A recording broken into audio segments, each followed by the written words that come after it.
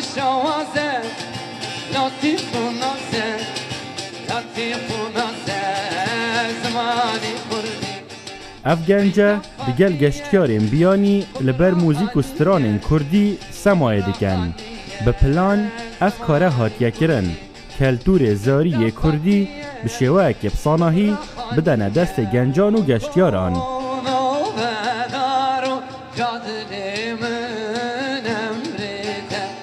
Hüneri Kurdi hemiyet gençdeyek. Armanca merveri bızanın yani ev genç pedvinaket battal bın yani koşber bın biçin Avrupa. Ev meşket heye koşber bit biçin.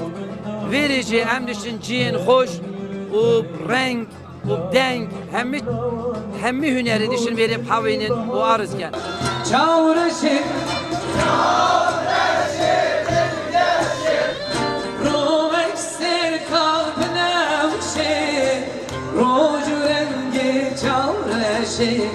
گشتیار جی نبتنه خوشیه جوی جهی دبن بلکو فری کلتوری کردی دبن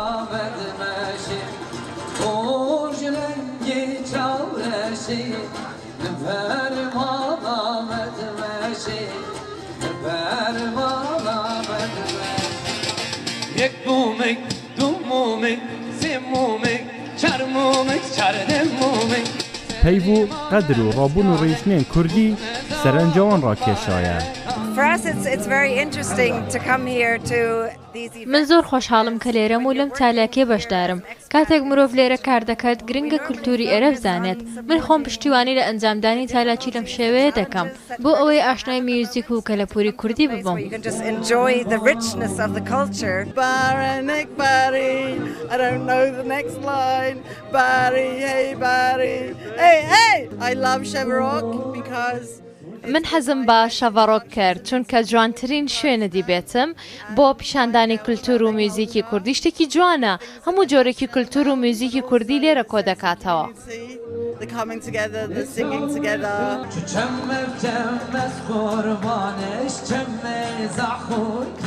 ماوه ساڵەکەیە گەنجێن هەر چار پارچێن کوردستانê فلکلورê کردی پێشکەشی گەشتیار و گەنجên خۆجهێن پارێزگەها دووکێ دیکەن.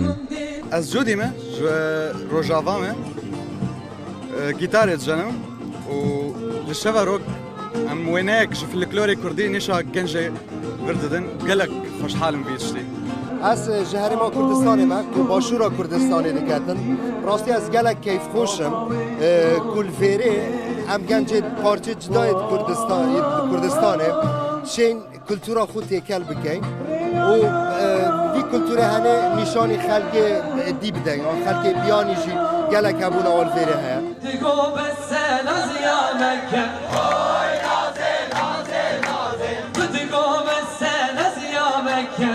بۆ ماوەی 10 ساڵایە پرۆژە سەرڕیبارê دووکێ هاتیە نیژانkirin û dikevîte senterê bajarê Duhokê bi vekirina vî cihî pitir bala xelkî û geştyaran kêşaye.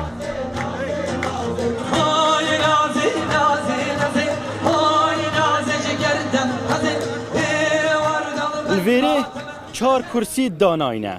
Her kesek ji parçeka Kurdistanê serdrînte xwarê. Ne kelturê Türkî, ne Erebî, ne Farsî li vêrê nahete pêşkêşkirin. Heta teknîka wa jî nahete bkarînan. Ev cihe bûye hêlînek bû xirvebûna kelturê Kurdî. Hûn Reşîd, Rûda û Duhok.